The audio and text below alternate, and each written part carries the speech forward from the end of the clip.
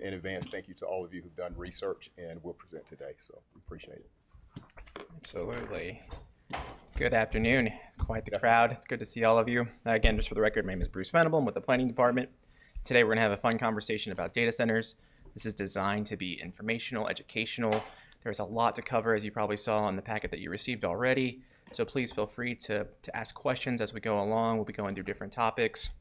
Raise your hand. You can interrupt me if you like. I do not mind. I'm here just to provide information and answer any questions you may have to the best of my knowledge. All right. As part of this presentation, we're going to try and cover these key areas. These are areas that we've identified as having potential impacts as part of a data center development in our jurisdiction. So we'll talk about data centers a little bit, just what they are. We'll talk about the energy consumption, water consumption, some environmental impacts, noise impacts, land use in general, economic impact, traffic generation, public health, and safety. And we can discuss some regulatory comparison that we did for the people in the other region.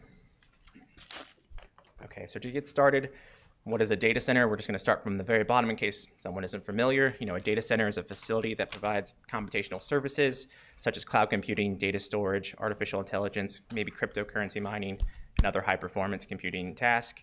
These facilities are really critical for supporting things like email streaming, online banking, social media, medical records, and even national defense stuff. Like, it's the backbone of our online lives right now. As part of our research, we really looked at primarily 3 types of data centers that we'll talk about today. The first one being enterprise and internal. These are typically owned and operated and located on site by a single company. They may be small, like a server closet, or they may be large as a server or a room or building. You could think of banks, hospitals, maybe insurance companies would probably have these on their sites. They may have some racks, multiple racks with them operating for internal users of the site itself. Co-location is another type that we looked at and we'll discuss a little bit. These are operated much like multi-tenant shopping centers where businesses don't have to go through getting the entitlements, the zoning, or anything of the approvals like that. They're able to come in, move their equipment, and lease the space from the developer that's already gone through all those hassles and things like that. These can vary in size from small to very large, requiring multiple megawatts of power as well. In lots of instances, companies may very well be bringing in their own equipment and servicing that. They tend to be within a drivable range of the companies that are using the spaces typically. Hyperscale, this is the one you've probably all heard about. This is the one that pops up in the news a lot more often. Very similar to co-location and enterprise, and in that it can be operated either by a single tenant operator company, like maybe one of the big ones. You might think of Amazon, Meta, OpenAI, things like that, or it could lease out space to other users that need it as well. There's not a great definition for hyperscale data centers, but some common characteristics that you should be aware of for any developments or anything that come through the town of Apex include they typically 50 to 100 megawatts or more of energy is usually the demand that's required. Water demand can vary between 500,000 to 1 million to even more per day, gallons of water per day. And then the number of servers is significant. We're looking at probably approximately 5,000 or more per the type for hyperscale data center use. And also redundancy tiers. These data centers have very minimal room for any kind of interruptions or delays in service. And so they tend to have these redundancy tiers of 3 or 4. And we'll talk about that very briefly here. All right, just very briefly to touch on these are important when we're thinking about site layout design, noise, and other things like that. There are essentially 4 tiers for redundancy. And what this means is that I'm going to actually jump ahead to this one because I like this graphic better. So N is your basic. You have exactly what you need to operate your data center. You have all the equipment. You don't have really any backups on site in case something goes down or there's a failure.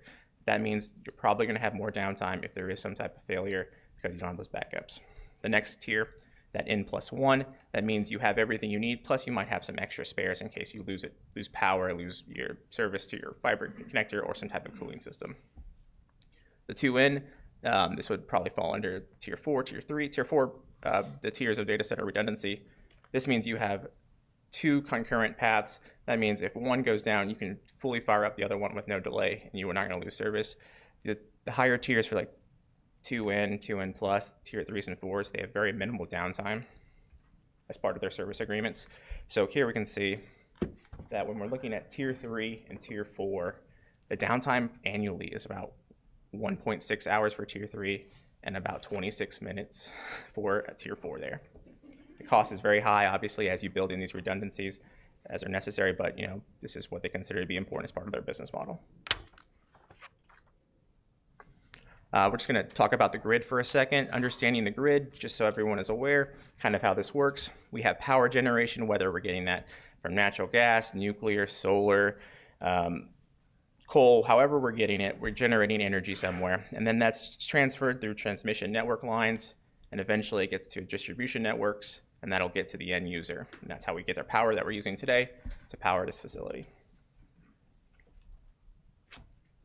When it comes to energy consumption, recent reports delivered to Congress from the Berkeley Lab have estimated that in 2024 there was an increase about 4% of the total consumption of electricity by data centers in general, and they anticipated that this model projected that there'd be a 6 to 12% increase up till 2028. It's just showing that here.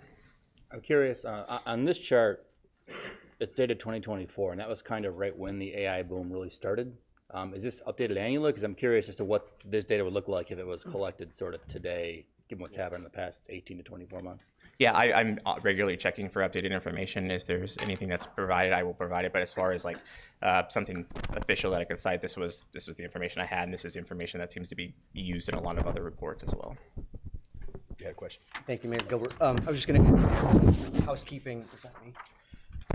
Would you prefer to have questions slide by slide? Do you want to knock out your presentation and then receive questions? Because I'm ready to ask questions actually about the slide you just passed. Yeah, absolutely. I mean, is that what do you prefer? Whatever. I'm here to serve. So if you guys have a question about a particular slide, please. I mean, I got questions slide by slide. How about this? You do your presentation. I will ask this right here. I was going to say somewhere in my stack of content I'd like to enter into the record at some point. I want to say it was actually a story that was printed today, said that it's projected that by 2030, 20% of global energy consumption needs will be dedicated to AI data centers. So anyway, I just figured in terms of that's what was published recently. Awesome, thank you. All right, and this report from the U.S. Department of Energy, the Resource Adequacy Report, kind of evaluating the reliability and security of the U.S. electrical grid. This chart here is showing load additions to 2030. And so what they did was they did several models projecting what the additional loads might look like as we get to 2030. They range from 33 being the lowest and 109 being the absolute maximum there. Additionally, they also looked at potential data center increases in the load additions as well, and that ranged from 30 to 60 gigawatts additional load as well.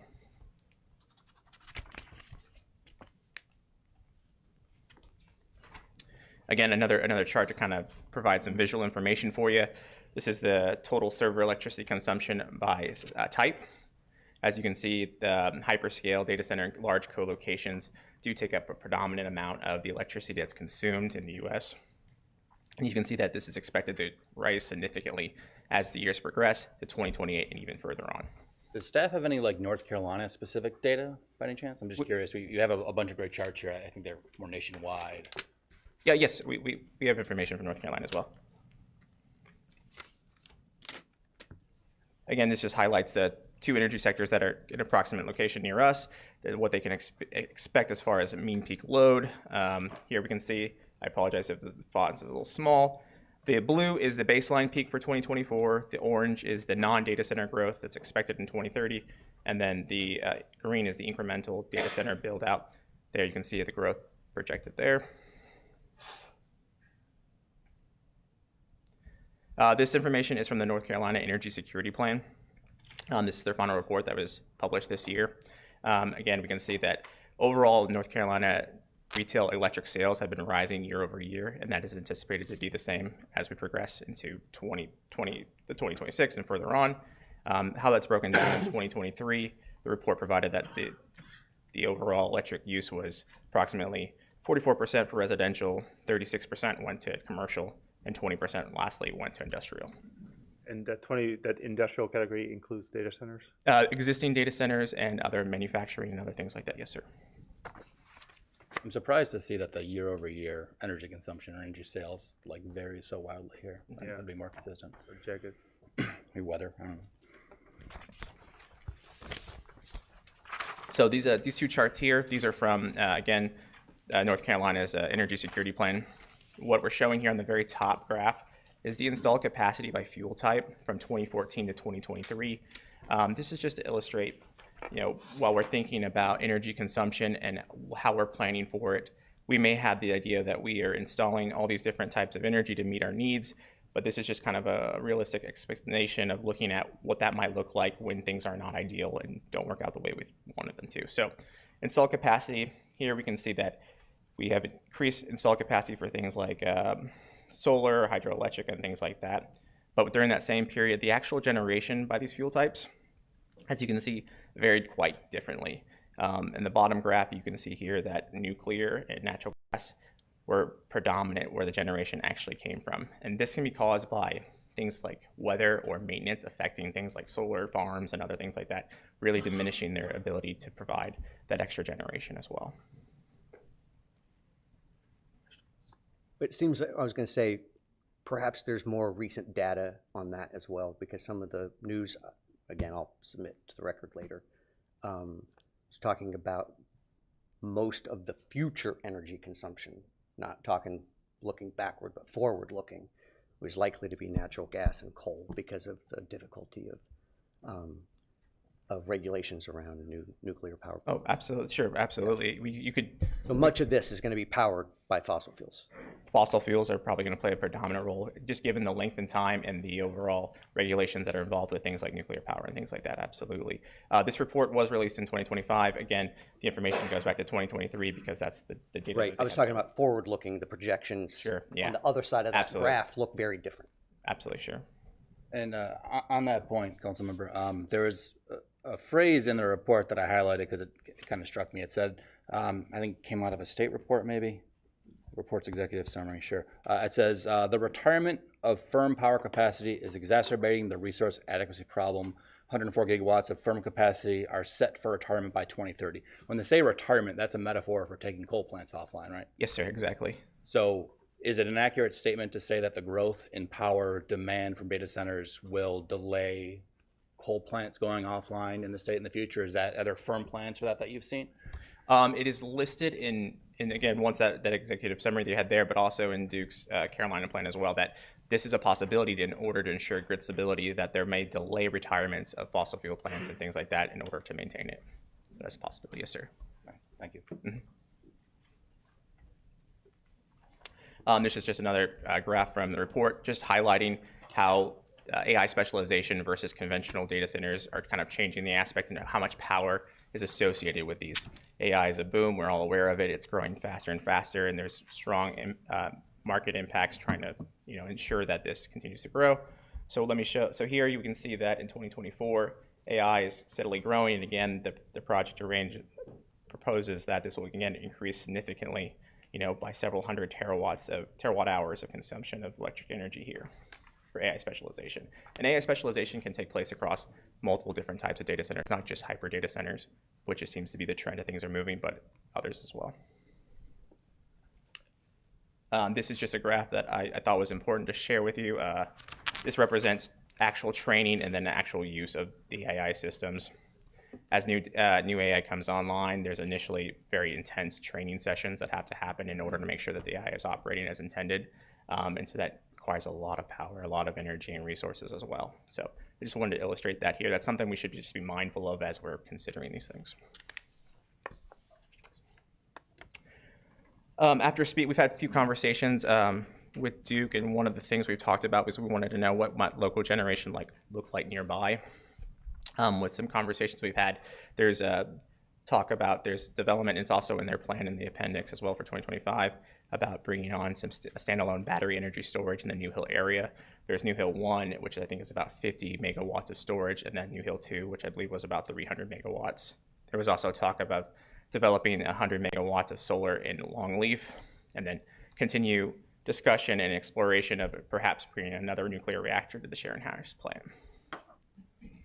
And that was something I had circled as well, because I had thought Duke had given up on the second and I guess third reactor they were initially permitted for at Sharon Harris. And then when I talked to them, must have been like 2020 or something, they talked about their plan was all about like micro reactors or something was a big thing. So when I said this, or sorry, when I saw this in the report saying they're considering a second, traditional cooling tower and stuff, the plans changed? Is that what the report's saying? They're going to try to permit? Well, I guess they're still permitted for the second one. They might move forward with plans to construct it over the next couple decades. Yeah, they're looking for opportunities to explore that. It takes a lot of time. Do we have any representatives from Duke with us today? Yeah, would you guys be prepared to answer any questions about that? We were prepared. All right.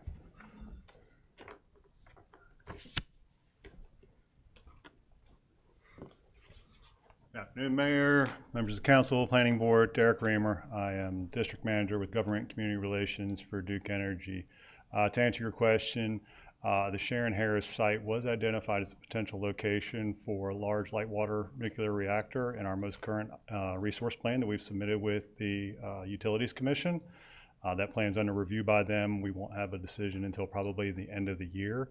All the permits for that had kind of been maintained over the years have all since expired.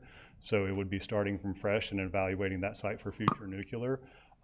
As a company looking across the board, there is another site that we're evaluating for another large light water reactor, and that's at our W.S. Lee plant, which is Cherokee County, South Carolina, near Charlotte.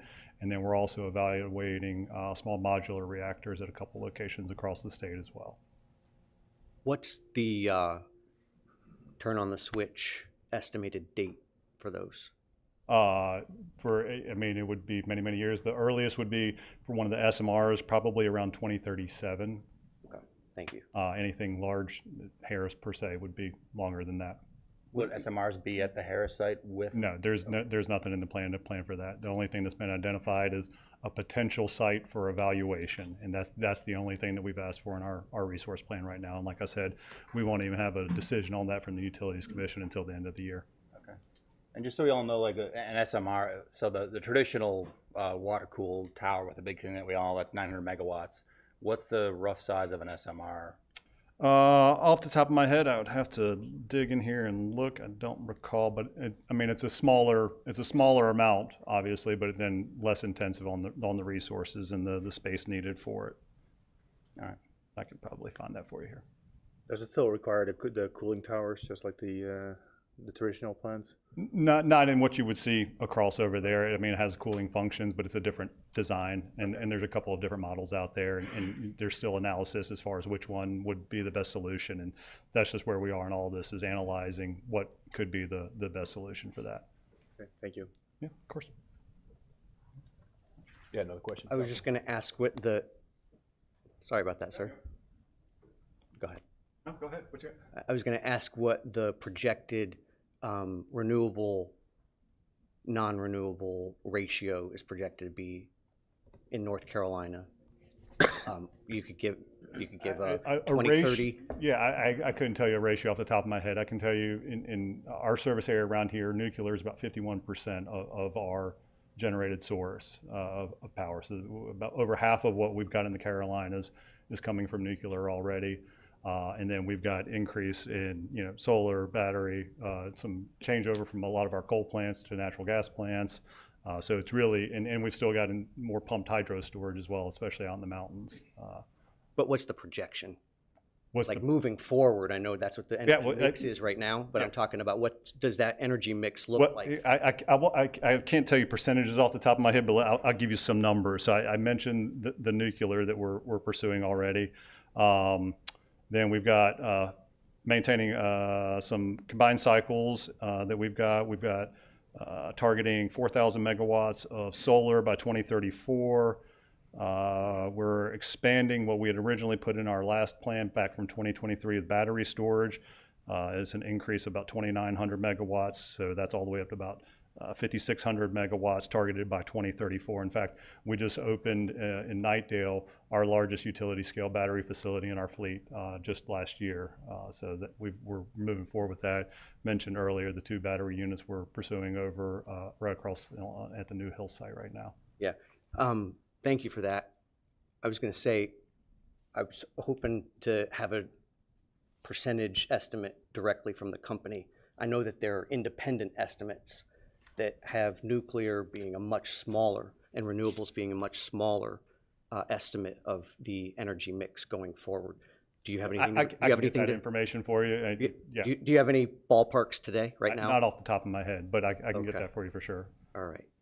And I want to give you a chance. Sorry. No, go ahead. The comment, because you heard me earlier talk about the deferment of retirement of resources. I didn't know you were in the back of the room at the time.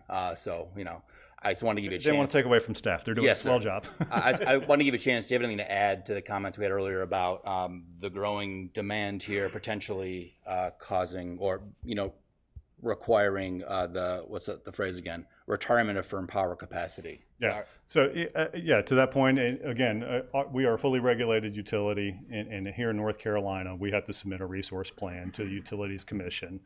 We do that every 2 years, basically saying this is how we are going to plan to generate power to meet the needs of the community. As part of that plan, which we filed last year, that we'll get a decision on later this year, there is nothing in there that indicates prolonging the life of any coal plants whatsoever. In fact, the opposite is true in that those are being retired and other new generation sources are being put on those sites. So when we look at the sites for a new SMR, for any other new type of generation that we have, we're trying to go and put those at those sites where our coal plants were, because we have the infrastructure in place, the transmission lines already in place and everything like that. And that's going to be the most cost-effective way of doing that. I want to make sure I heard you correctly. It's my last question. Yep.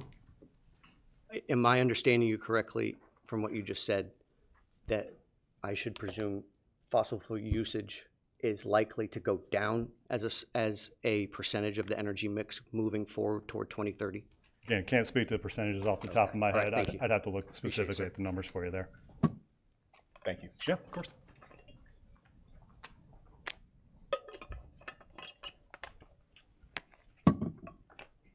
All right. So more to local level and something that is near and dear to all of our hearts. How does this demand for more energy generation, transmission, and all this impact proposed rate changes for customers in our area? Again, this information is provided. I received this information from Duke. I'm sharing it with you now. For 2027 and 2028, their multi-year rate plan, there is proposed rate increases. There's just a matter of a fact that given the need for new generation and more power in North Carolina, rates are going to increase. That's with data centers or without data centers.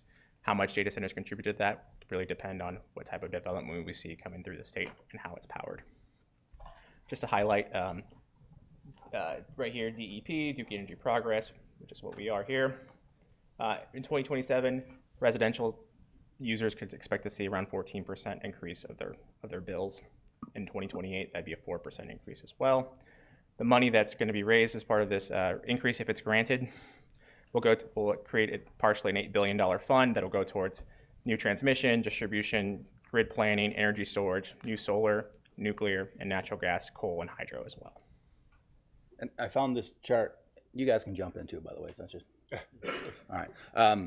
I found this very interesting, but we should clarify that for the residents of Apex, we don't have Duke Energy Progress or anyone else. We're using You're correct, Apex yeah. power. So is there anyone on staff who can sort of translate this to how it'll impact us? Because we have a contract with Electricities, and I believe that's being renegotiated. And if Duke is raising their rates, do we anticipate that our renegotiation may result in similar increases, maybe just a year delayed, or can we expect a similar sort of trajectory? Yeah, can we translate this to Apex Electric and how it impacts us there? Can you speak to that? Yes. Do you want me to come up? Yes, please. Thank you.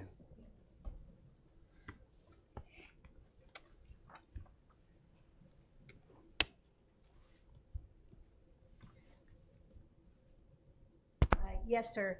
That's a good question. We do get our wholesale power from Eastern Agency, North Carolina Eastern Municipal Power Agency, which is Electricities, which comes from Duke Energy. So we do anticipate a similar trajectory right now that you're seeing right now that Bruce is presenting. However, there are several things that are coming down the pike with the passage of House Bill 266, which went ahead and got rid of the interim goal for the net zero, the 2050 clean energy progress. So that interim goal, and so what the gentleman earlier spoke about was absolutely true. You will see coal plants continue, and you will then they will phase out over time. That's all public record in their IRP. How it affects Eastern Agency and your wholesale power is also going to be affected by the combined merger of Duke Energy Progress and Duke Energy Carolinas. So to say that where it stands today, this is an accurate reflection. However, it could change next year when the two utilities combined. However, the Federal Energy Commission and the North Carolina Utilities Commission, along with South Carolina Utilities Commission, has to all approve that, and that's all to be projected to be approved this year. In terms of Apex Electric and how we purchase power from electricities, That's right. is that a contract that is stable for now and be renegotiated, or will it is affect as these? stable. It goes out through 2043, but it does have some off-ramps in 2035. So, but yeah, it will be stable for the next several years. So your wholesale power rates will be differently. However, there is the distribution component of that. So as overall, but what we're talking about right now is bulk power. Yep. Okay. So the bulk power rates are going to stay same, but our distribution costs will vary based on our costs from the provider. Correct. So we're a little bit protected from these increases. Is that fair? Yes. Okay. Thanks. Wait, I'm sorry, I just want to, forgive me, I'm sorry, Kathy, just so that people online can hear. Yeah. Would you mind? Yeah, absolutely. I was just going to, so you just said that it's your position that, or your estimation that moving forward, rates will stay the same? Over what period? Those are retail rates. We're talking about bulk power Okay. electricity rates, and All right. asked specifically about the wholesale Excellent, contract. So the wholesale rates. excellent. So that will be something going forward. So good clarification. Yeah, just for people listening, I just want to ensure that that should not translate as my bill will stay flat. No, that is In not- fact, it because seems there are like distribution. my bill is likely to go up based off of what we're seeing across the country. Yes. Excellent, thank you. Yes. Sorry about that. No, that's good. All right, any additional questions on this slide? I'm still a little confused, but I think we'll get into it later. But it sounds like there's a contract for fixed costs or for bulk power purchase, and then there's a way for us for distribution costs that are based on what they build to get passed through us year over year, and that's going to depend on how much plants they build or whatever. I'm about to get way out of my depth, but from what I understand, and I'm not going to speak with confidence, but it's my understanding that a lot of these costs are transmission and distribution, and a lot of we've got tariff issues, we've got supply chain issues. You look at natural gas turbines are on back order to 2030. So I mean, you've got all sorts of issues that are the devil in the details. But again, I'm not the expert in that arena.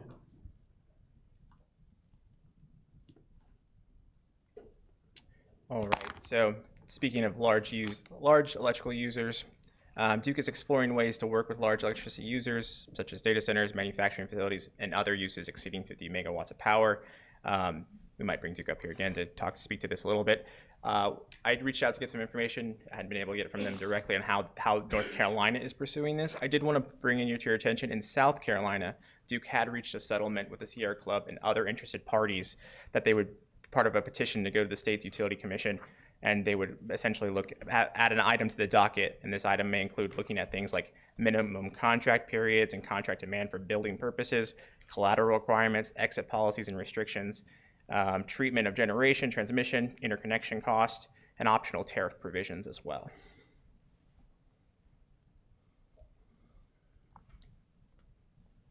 So is there any questions related to that we'd like to speak?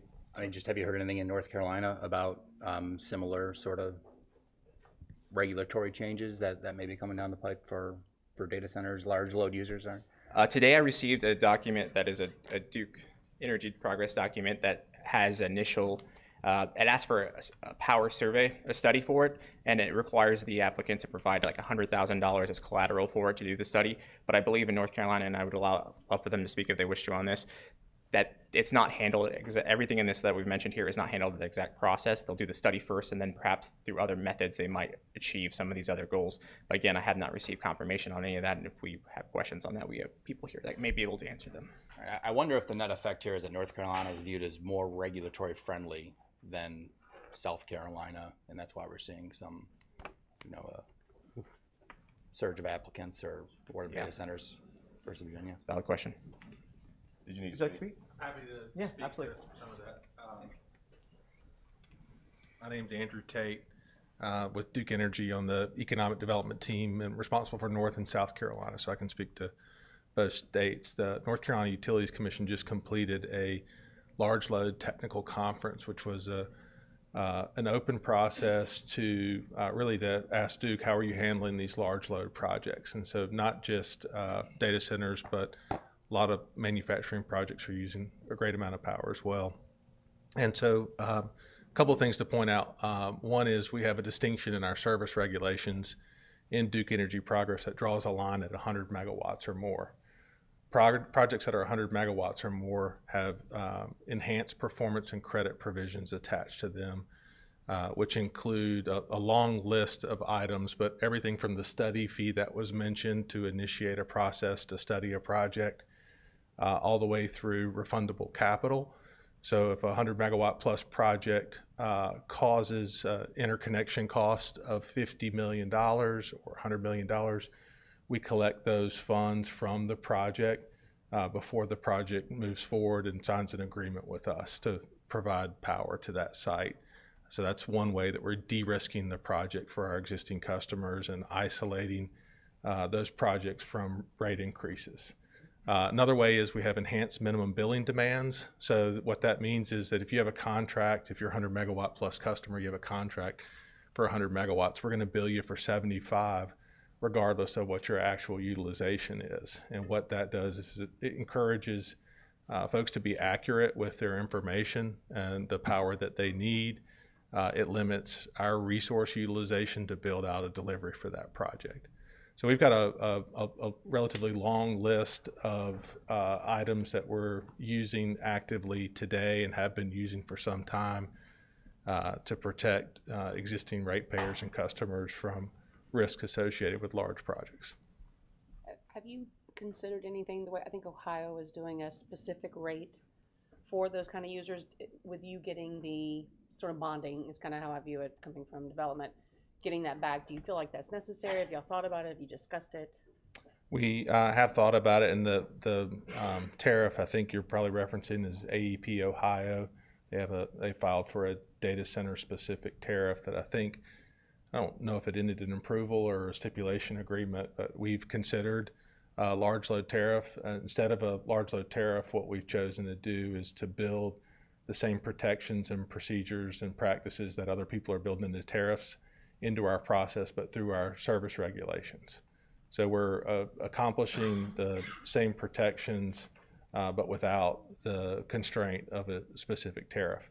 It's possible the Utilities Commission will ultimately direct us to file for a large load tariff, but that would come out of the large load technical conference proceedings that just finished a few months ago.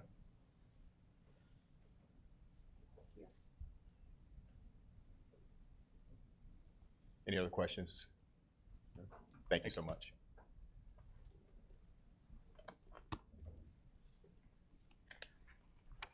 As part of this report, under every section, there's gonna be a section for policy considerations and potential mitigation measures, kind of to address some of the items that are causes or impacts that we may think may need to be addressed or have concerns about. For energy, like we said, this is most likely Duke is something that will handle that, just given the capacity that a hyperscale data center might need. So one thing we've considered as something for you to consider is evaluating if an electrical load study detailing the project's anticipated load and peak demand for both summer and winter seasons would help us understand any potential impact and how that might affect us. Encouraging data centers to use industry standards for appropriate power usage effectiveness, having ratio goals either at or better than the national average, and to provide the town with annual reporting on this, and evaluate alternative on-site generation as necessary per project. Are you taking, well, I'll just go ahead and suggest a few things that we might talk about that might be part of that. One of them is requiring not just a PUE, but I like the transparent energy data. I think that's what you're talking about when you say annual report. Perhaps that's something that could be reported more regularly. I don't know what's reasonable. I imagine real time is unreasonable, and I imagine an annual report feels a little sparse. And then details on backup generation. and any on-site renewable generation. When you say details, do you have anything specifically in mind? Data. What's emissions, pollution, especially would pollutions. be at the top of the list. Hours of operation, usage, things like that. Yeah, I mean, I think those are inclusive. I don't think that's an exclusive list. I think we should Absolutely. talk with subject matter experts about what would be an exhaustive list. Absolutely. So given what we just heard, right, about especially Duke operating across the Carolinas, is it fair to say that irrespective of where, so since the town of Apex will not be directly supplying power to a data center, most likely, given the power demands of a data center, irrespective of where a data center gets placed within the Carolinas, like we would still see the impacts on the grid or potential terror or the potential rates or distribution costs or things like that, because it all comes, it's passed down from Duke as a whole. It's not localized to the town of Apex or the town of Apex electric utility. Is that a fair assertion? I think that's a fair assertion or assumption there. Granted, outside of the things with like electricities where you guys are purchasing bulk power and there's agreements there, but for essentially, the grid, one thing that Duke does is they import energy from other states because the grid is just constantly moving energy as well. So I think that's a fair assertion. Thank you. Before we leave energy consumption, one thing, and I don't know the proper way of doing this, I'm new to this, so I don't know really what I'm doing, is how to submit a news story from the Wall Street Journal, published actually January 6th, titled "The Fight Over Making Data Centers Power Down to Avoid Blackouts." Okay, Good. Mr. Clerk? Yep. The clerk will take care of that for you. And so, am I able to perhaps do some of that at the end as well? Sure. Do you have other? I do, but I don't want to do it right now because I want to mess up the flow. But I just wanted to quote directly from or ask a question about what this article wraps up stating, which is in regard to BYOP is what I'm hearing, bring your own power, and how a lot of these data centers are having difficulty getting up and running, and that because of the brown and blackouts that folks are facing, and that some of these have been, this is a study produced or paid for by Google, but it was talking about disconnection during times of strain, and how those might be able to connect to the grid 3 to 5 years faster than those that don't, because of all of the implications and compromises on local energy grid. Thanks. Is there any way that we can find out when Duke is planning for expansion? It sounds like we're importing power as well, so they're ramping up. And as they're looking forward, and right now residential is a majority of it, so I know I use a lot of devices, and they may or may not have upgraded. So as they're going forward, I would love to know the anticipation that they have, or try to understand how much of it is residential driven versus an industrial or commercial. I know internally they probably have projections. I would love to find out what do they see over the next 10 years? Do they see this eclipse like you were showing, and are they planning for that? And my only reason in saying that is there some fair number that is, as a resident, I use 12 devices and I'm partaking in the power, and that's fair. And then as a data center, they have different and more usage. And so somewhere in between is the right answer, and I just would love to understand, what does Duke see going forward? Absolutely. We can do more research and provide you that information. Thanks. Well, go ahead. All right, something I wanted to bring up on the policy considerations on the power demand side, maybe a naive question.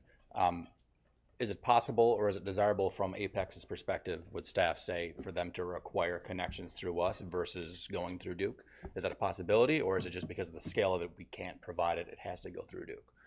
From internal conversations, the sheer scale of it for something that's like as a massive data center over 100 or more megawatts, it would be quite a task and would take many, many years to establish for the town itself to be able to maintain. There are also risks that the town may have to assume then as well by building and adding that infrastructure to their network. Should the data center crumble or decide to not operate anymore, we'd be stuck with having that as well. It's a good question. Have you done any research on any existing data centers, like in Maryland or Georgia or any other states? So how one data center similar to this one, close to 300 megawatt or bigger, so can put impact on our residential power usage, or in terms of like rate increase, or how can they get the power, and how is there any difficulty or negative influence on their daily lives? You could find articles that state they're talking about rate increases in areas where there's large concentrations of data centers at the moment. And I think that's why you also see kind of a reaction from other jurisdictions and regions, like Ohio was brought up about having that tariff there. South Carolina is obviously looking at that. It's what's happened elsewhere to try and mitigate those issues. When you have a lot of large users, there's also a delay in other types of businesses getting their generation as well, because everyone's waiting for it to get online as well. So there are lots of instances. If you'd like some specific examples, we can provide those to you at a later date. Yeah, like provide some measurable numbers. Sure. Yeah, thank you. Absolutely. For rates or for anything specific? Yeah, for like the rate increase and negative impacts on the residential power usage, their lives. Not a problem. Happy to do that. Thank you. You're welcome. But can we also then include some assessment as to what, how comparable that data is, right? Because especially if we start looking at clustered data centers, right, that's a very different dynamic with a different power utility and everything behind it than what we might be talking about here, right? So I want to make sure that as we start comparing things, we compare apples to apples, right? Because, even though two data centers of the same capacity might exist, right, the power utility behind it might be very different, right, and the power infrastructure behind it might be very different. So that still doesn't necessarily make the rates comparable, right? So I just want to be careful that we're not taking a page out of Data Center Alley in Virginia, right? Something that simply does not apply given the scale that we're considering for this area. Sure, that makes perfect sense. There's also like the large Apple facility made in North Carolina, which is massive, and they're going to expand that as well. They just got approval for that, I think for another $500 million investment. Wouldn't compare to what we're looking at given the population and things out there as well. So I could find you some case examples that kind of align with where Apex is and its growth and things like that. Sure. Thank you. You're welcome. Yes, sir. Go ahead. Go ahead, Councilman. I just, from a planning perspective, if we were going to consider, designating areas for, quote, data centers and an alley, I would still want to know from 1 to 8 or whatever it was, what is the trajectory and what do we need to be planning for and assuming if we did want to do something like that, if we did have enough space. I don't know that we do, but as a planning board, I would want to understand that. That's what we do for housing. So. Yeah. I was going to ask again another question about the power usage effectiveness. And by the way, I want to take a moment to just thank you for standing up here and having questions fired off at you, and you have to defend or not defend or find some objective way to respond to every question that we have about an entire industry. So I want to say thank you to you, Bruce. I was just going to ask you about your talk for a moment about how PUE doesn't impact noise and water in terms, I imagine you've got kind of 3 things on a equalizer, and maybe you bump one up, pushes a couple others down, you bump one down, others move up. Like, what does that look like? Because what I know I'm going to be sold is a wonderful story and about how everything's going to be great. And I imagine most of the time that that's not going to be pristine like that, and perhaps has some devil in the details. So I was just wondering if you could talk about that. Sure. Just to kind of expand on what the PUE is kind of for everyone else that may not understand. So essentially it's the total power used by the site divided by the amount that's used for the server equipment and things like that. And then you get this ratio, 1 being ideal. You're ideal there, 1.00 being ideal for you, meaning you have very good efficiency. So you're right. It will go up and down depending on different factors like what type of cooling you're using, things like that. Obviously, if you're using all air cooling, you might have larger, more air conditioners or air handlers on site using more power, which would generate more, particularly more noise and things like that. It does all contribute, and so it is finding that balancing act. Right now, this is in here to encourage, to kind of get us thinking about what we want to see, what's more important. Are we worried about energy? Are we worried about water equally? Are we worried about one more than the other? We have to talk about that and have that conversation. So you're 100% right on the right track. Appreciate it. All right, who wants to talk about some water? Let's do it. All right. All right, so water consumption. The primary use for water for data centers comes from cooling their computer equipment. The amount necessary will be dependent on factors such as the size of the system, including numbers of racks, units, servers, things like that, and the cooling methods as well. Liquid cooling, evaporative cooling, air cooling. You can do all air cooling and not use any water basically at all. That can be ideal in certain climates. In climates where you have access to lots of water, liquid cooling is more efficient at actually cooling the product itself. There are different ways to do that. Again, this scale just shows hyperscale data centers and large co-location data centers, again, using the most total water site usage per billion liters over the year. Hyperscale data centers, again, it may vary by the type of one, whether it's like AI, whether it's storage, cloud, things like that. But essentially, you're looking at maybe something to scale 1 to 5 million gallons per day, depending on their needs. So roughly, you're looking at 300 million to 1.8 billion gallons of water being used annually. So on that, on that chart, what exactly is that plotting out? Because I don't see any residential water uses or anything in there. So what exactly are we comparing here?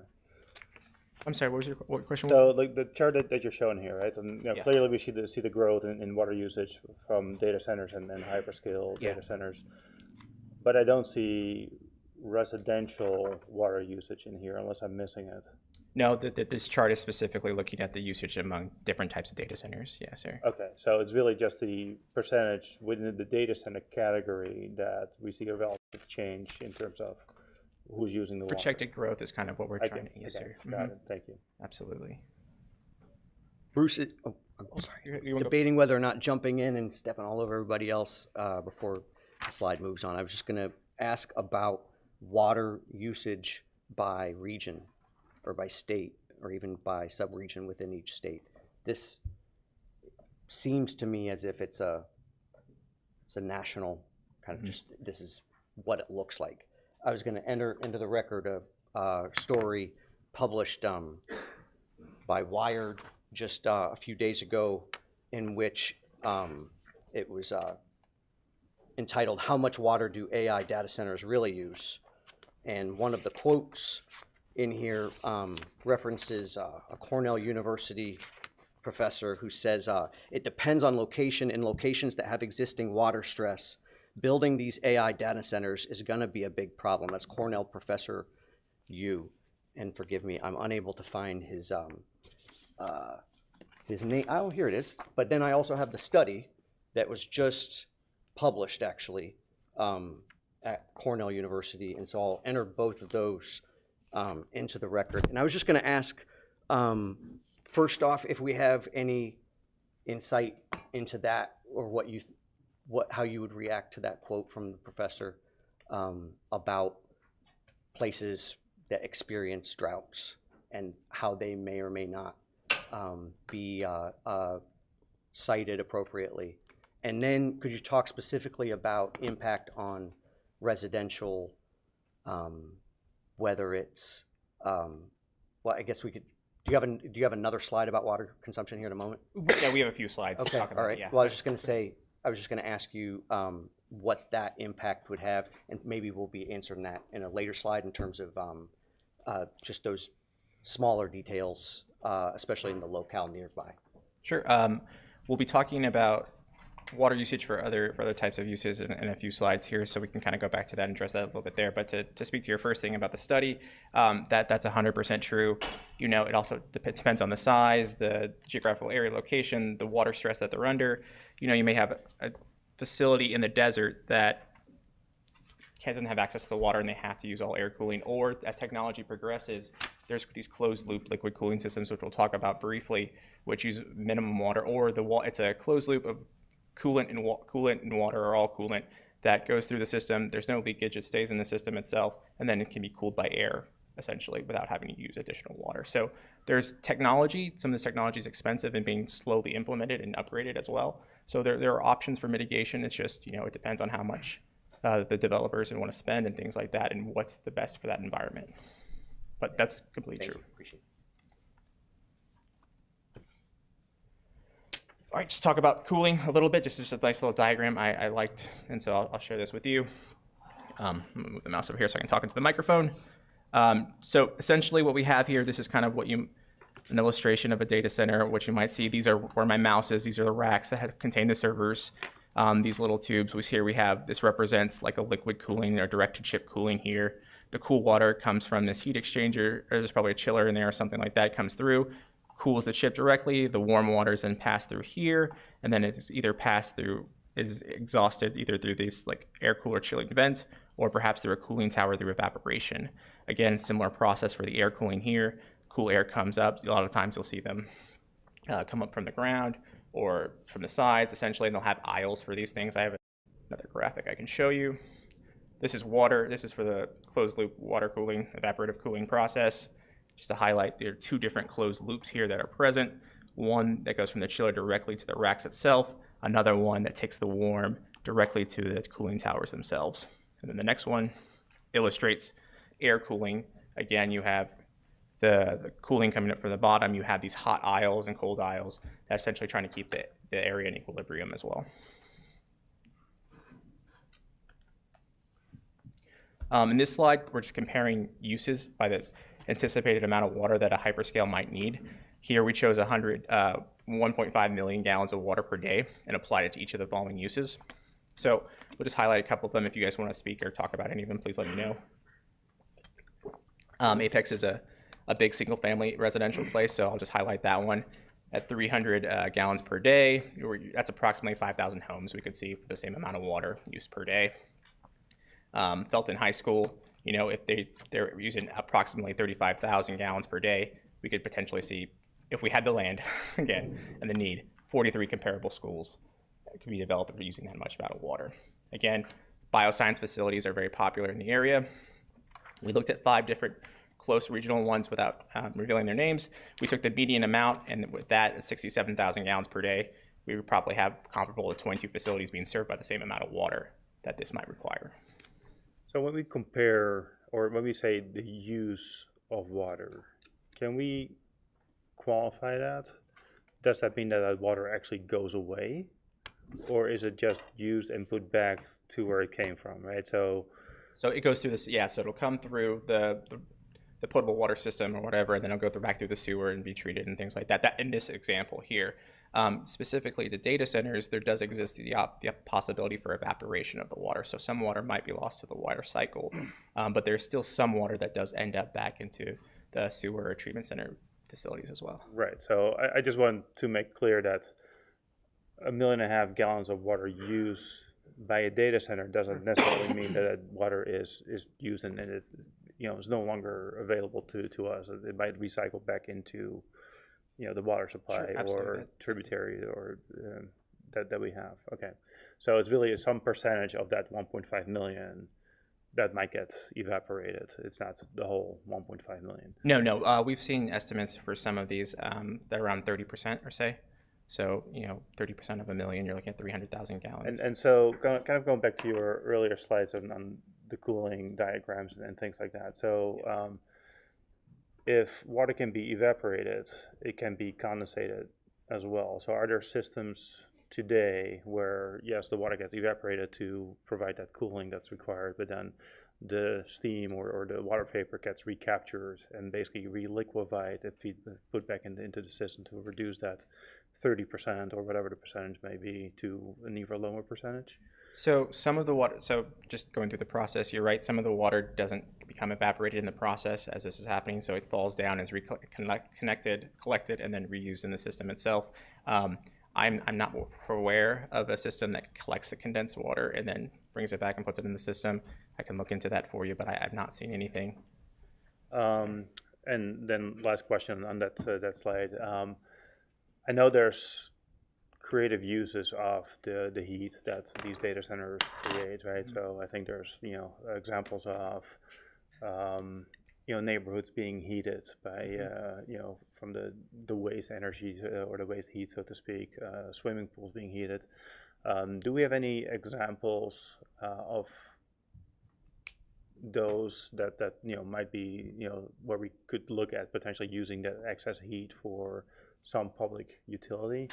The only examples I could find of that were overseas in Europe and Denmark and things like that, where they have the heat networks for that. They're capturing that as part of their approval processes. They do those kind of agreements. We don't quite have the infrastructure to move that heat, and we may not be in like the ideal climate where it's cold enough for long enough to really utilize that.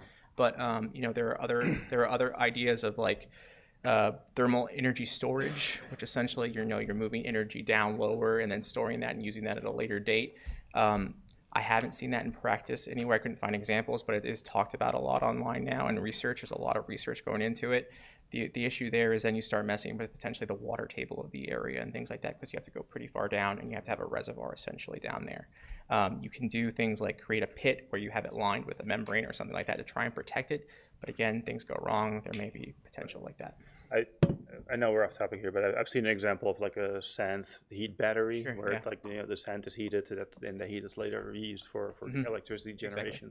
So anyway, like I was just wondering if there was examples that we could. It's a conversation that's absolutely having in the industry right now. Okay, thank you. You're welcome. I just have one quick question on water usage. Can you talk about pressure? Does it impact the water pressure with adding more on? I will let our water resources director speak to that in a few minutes. I'm going to get to the slides, and he'll have a whole presentation speaking about our capacity and everything like that. Okay, yes, sir, absolutely. It's a great question.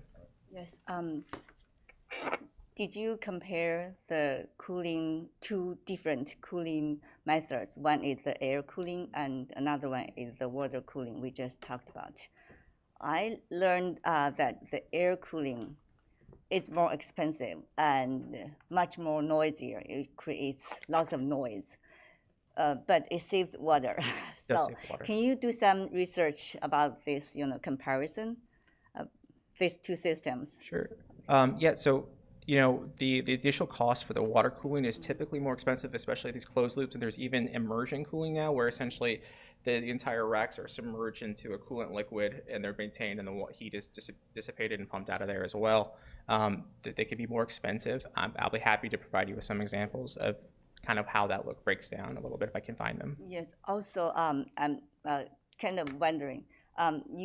You were talking that the water, through the cooling system, will go to our sewer, the treatment, right? Is that possible that actually this system, is closed circulation? So when the water, 30% evaporated, right? But 70% continue through the system, and the user has to do the purification themselves. So it won't add any burden to our treatment plant, to our residential, residents. Yeah, that's a great question. I think we've had conversations with some industry experts talking about what that looks like, because there's potential with this discharge also for other unforeseen circumstances or impacts as well, which Jonathan can get into more. But essentially, you have hot water that maybe is devoid of minerals and things like that going into your wastewater treatment, messing with your pH and other things like that. Or in situations where it's released into like natural discharge into a river or lake, the water can be like 150 degrees, and that'll impact the local environment and other things around it. So there's things to consider, but that is outside my wheelhouse a little bit. But I can get you examples for sure. But I'll let Jonathan speak more of that. Mr. Vosberg, are we doing okay on time as far as the amount of presenters? I mean, I know we scheduled till 11 p.m., but I want to maybe we can make 10:30. I was actually crafting a text to start thinking through. So the time frame originally was set from 3:30 to 5. Okay. Yeah. I don't think we can finish. I believe we're maybe about 20% through. Okay. Yeah, I thought we were like I thought it losing was time, longer so. than that. It's till 6. It's right? at 6. I'm wrong. So we're still about 20% through the presentation. Okay. So we do have significant. So one thing if I could be so bold as to make a suggestion Sure. about maybe grouping our questions as he gets through the water section. We could ask water questions, noise, ask the noise questions. It's broken down by slide areas, and so maybe that would help us. Okay, Okay, that'd be great. Absolutely. got it. Carry on, sir. All right, so possible considerations like we did for the energy consumption, would do it again for the water consumption. These could include things like the use, requiring the use of reclaimed water. Cary has a reclaimed water program. You know, there's talks about working with them to establish that for particular uses that are intense, like data centers and manufacturing, things like that, to really implement that. That would reduce the amount of potable water being used for this use in the site. We would want to limit the potable water use for the site for non-cooling site needs. Emergencies for when reclaimed water system is down, it's typically down, from what I understand, about 2 weeks a year. So that would be a time when we can't just cut off water to these uses. If they're approved and developed, we'd have to let them use potable water for a short amount of time, unless we figure out another way to work around that. We included geothermal in here, Mr. Zerger. Again, considering the adoption of having a potable water surcharge, to discourage the domestic water use as well, and encouraging on-site storage of reclaimed water for at least a 24-hour period to help reduce the demand that might be coming through the system. Additional considerations requiring a water and sewer study to detailing anticipated demand, infrastructure, plant updates, and long-term operating impacts, encouraging the water usage effectiveness. Again, we're encouraging that to be a low ratio. So essentially, just to head you off a little bit, so where the other one was a ratio, this is kind of speaks to intensity. So this is the amount of water, liters of water used per kilowatt hour. So the lower it is, the better. You can get 0 if you don't use water, but again, so we're aiming for this. This was something I could find as far as being pretty good for as long as industry standards. We can always discuss maybe making that more stringent or more strict as well. Applying to monitoring and reporting requirements that they follow the town's sewer use ordinance and pre-treat wastewater if needed to meet local limits before it's released. And then allowing the combination of some hybrid system for air and liquid cooling to optimize efficiency and reduce any type of waste.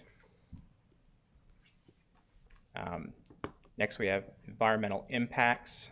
I have one thing. Yeah, sure. I think we lost the people from Duke, but there was something that was said about reclaimed water. Is there a need from the power plant for any of that? And is a location nearby in the Apex area preferable for something like that? Is that even possible? Is that something that they need or would help offset in any significant way water usage for a data center? Sure, there are absolutely limits in the capacity of how much reclaimed water is available. John, do you want to speak to that a little bit? Will you wait until Yes. I'm going to go over reclaim. Yeah. Thank you. Very Could I ask detailed. Could I ask about discharge requirements downstream, or is that better for later? Be better for him. All right. Yes, sir. I guess now, I'm sorry, the slide we were just on, so I figured, why 24 hours? Go ahead. The slide right before was talking about the reclaimed water on site. Oh, it's to The slide right. so in case of disruption or emergency, that they have the water to be able to operate for a 24-hour period without having to immediately go to potable water for their use. Yeah. Essentially. Why only 24 hours worth? That was an initial thought for discussion. Okay. You know, it could be 48, 72, whatever. I would just decide, think yeah. maybe we'd consider it based off of, and again, we've got our subject matter experts in terms of what their recommendation would be or what our water resources look like. Yeah. That's good. Good call. So I can't give you a blanket answer to that. I think it would be site specific based on the demand of the facility, because not every proposed data center or facility would have the same impact to our system. So 24 hours is kind of a general term based on the information we've gathered through experts and other information, but it could certainly be greater. Absolutely. I was just, does the treatment plant, doesn't it have a cycle? Like where it like a downtime or an up or something where there's a break? So both of our facilities run 24 hours a day. There is no 365. no turning it off. Okay. But as Bruce mentioned, there is a period of time where the town of Cary reclaim system, which is currently at their North Cary facility, it does not affect Apex. They have a 2-week downtime annually to maintain their reclaim system. So that's where on-site storage limits come in. And then when I talk about reclaim in a little while, and I'm having a feeling we're going to skip to my slides and come back because there's a gap between water consumption and when I speak. But the intent of having the storage is also because we don't want to give too much reclaimed water. There's pros and cons to reclaimed water for downstream users. So my concern was just, we ran out of wastewater. Sorry, we need some potable now, and then and all of a sudden we've got a camel's nose under the tent. Absolutely. Bruce, one other thing I was just going to say, just while we're here, and then I'm done which is I'm only one person, but my suggestion at this point is I see a lot of the word encouraging, and I would like to change it to requiring or applying or whatever. So anyway, just consideration. Absolutely. These considerations were to I was just going to say, when we encourage thought and process, we did not want to provide any particular recommendations. I'm sure our police chief would tell us that he encourages people to mind the speed limit on a regular basis. This is not the ordinance. This is just an educational piece. When we have the ordinance, it will say shall. Excellent. No question. All right. We're going to speak briefly on environmental impacts because everything impacts the environment, and it's important to be aware and to know what's going on. So data centers impact the environment from their daily operations, from light pollution, greenhouse gases, from generators, and other potential issues from possible equipment failure and other things like that, also due to hazardous materials on site. Depending on their usage of backups, whether it's diesel fuel or battery energy storage systems, there's potentials for fire and explosions and other things like that. So for light pollution, these are, especially for hyperscale data centers, these are huge investments. They have private information. They tend to light these up so they can see every aspect and every inch of the sites, and it can cause quite an impact if your local ordinance does not already address lighting concerns as far as light trespass, glare, light lumen levels, and things like that already. The town of Apex does have those in their ordinance. The council has passed stuff in the previous years to kind of have closer to a dark skies initiative. So those would be implemented as part of a way to help mitigate some of the light pollution. But this is something that should absolutely be talked about and people should be made aware of in case another jurisdiction or something is considering allowing data centers in their uses as well.